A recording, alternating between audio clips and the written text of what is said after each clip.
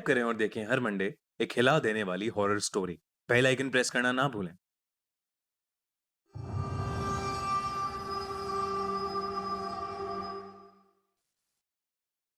दिवाली के दिन हम सभी कितने खुश होते हैं। साल भर का ये सबसे बड़ा त्योहार होता है जिसे हर परिवार बहुत धूमधाम से मनाता है। लेकिन क्या हो अगर हम आपसे कहें कि मणिपुर के एक गांव के लोग दिवाली के दिन अपने घर से बाहर नहीं निकलते। क्या हो कि अगर हम आपसे कहें कि एक ऐसा गांव है जहां दिवाली खुशी का नहीं बल्कि खौफ का त्योहार होता है।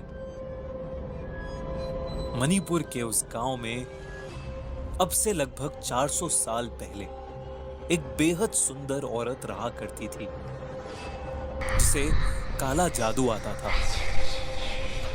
गांव वालों को उसके बारे में पहले से पता था, लेकिन कोई भी उसे रंगे हाथों नहीं पकड़ पाता था।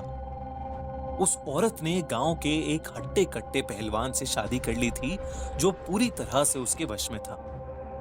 उस औरत के 2 बच्चे थे जो कि उसे बहुत प्यारे थे। वो औरत अपने बच्चों पर काला जादू करती थी ताकि उसके बच्चों के पास भी काली शक्तियां आ सकें और वो आगे चलकर उस गांव पर राज कर सकें।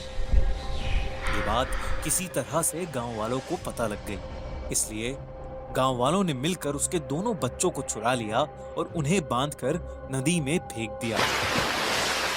वो औरत अपने बच्चों को शाम को खोजते हुए नदी के पास पहुंची और तभी उसे नदी के बीच में तैरती हुई उसके बच्चों की लाशें दिखाई दी।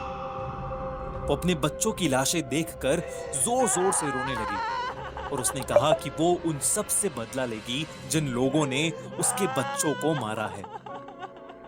उस दिन से वो औरत रोज रात को अपने पति के साथ बाहर निकलती और गांव के बच्चों को चोरी करके अपने घर ले आती।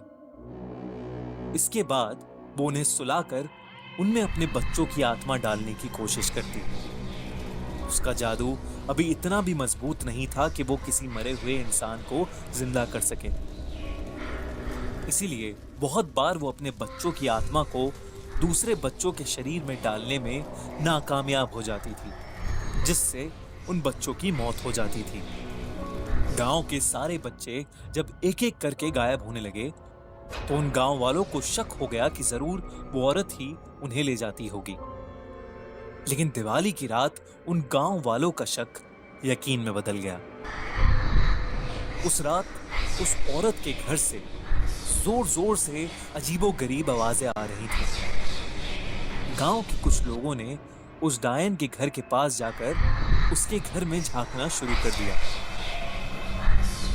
उन्होंने देखा कि वो औरत 2 बच्चों को जलती हुई आग के बगल में बांधकर कुछ मंत्र पढ़ रही थी। गांव वालों को जिस मौके का इंतजार था वो उन्हें मिल गया। वो पूरी तैयारी के साथ उसके घर में घुसे और उस औरत को और उसके पति को एक खंबे से बांध दिया। वो औरत चिल्ला चिल्ला के बोल रही थी कि आज वो दिन था जब उसके बच्चे उसे वापस मिल जाते।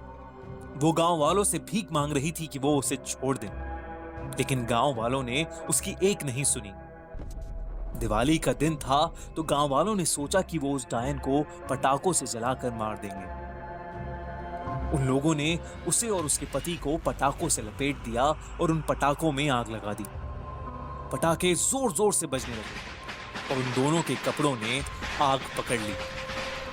उसका पति वहीं जलकर राख हो गया। लेकिन डरने की बात ये थी कि अब वो औरत चिल्ला नहीं रही थी। वो हल्की आवाज में कुछ बोले जा रही थी, जैसे मन ही मन वो कुछ मंत्र पढ़ रही हो। गांव वालों ने इस पर ध्यान नहीं दिया और वहां से चले गए और यही उनकी सबसे बड़ी गलती थी। वो औरत जो मंत्र पढ़ रही थी उससे वो मरकर भी जिंदा रहती। जिन रस्सियों से उसे बांधा गया था वो रस्सियां जलकर खुल गईं और वो औरत आजाद हो गई। वो अब भी जल रही थी, उसका शरीर खत्म हो रहा था, लेकिन वो खत्म होने का नाम ही नहीं ले रही थी। वो औरत हंसते हंसते जाकर नदी में कूद गई। गांव वालों को लगा कि वो मर चुकी है। पर उन्हें नहीं पता था कि उस रात वो फिर उससे मिलेंगे। जिन गांव वालों ने उसे जलाया था, देर रात उन सब गांव वालों के घर के दरवाजे पर जोर जोर से ठक ठक हुई। जब गांव वालों ने उसे देखा तो वो उसका हुलिया देखकर कांप उठे। वो औरत अब पूरी तरह से एक जिंदा लाश बन चुकी थी, जिसे मारना शायद असंभव था। उन सभी ने अपनी जान की भीख मांगी, लेकिन उसने किसी को नहीं छोड़ा। उस रात के बाद से हर दिवाली को वो औरत उस गांव में दिखाई देती है। पूरे गांव में जो भी आदमी सबसे पहले पटाखे जलाता है, वो उसके घर के बच्चों को उठा ले जाती है। तो इस दिवाली जब आप अपने परिवार के साथ सेलिब्रेट करें, तो ये याद रखिए कि आप कितने खुशनसीब हैं जो आप उस गांव में पैदा नहीं हुए। खूनी मंडे टीम की तरफ से आप सभी को दिवाली की हार्दिक शुभकामनाएं। Happy Diwali to the entire खूनी मंडे फैमिली। अगर आपको ये कहानी अच्छी लगी तो हमारे चैनल खूनी मंडे को सब्सक्राइब करना मत भूलिएगा। और हमारा इंस्टाग्राम पेज और फेसबुक पेज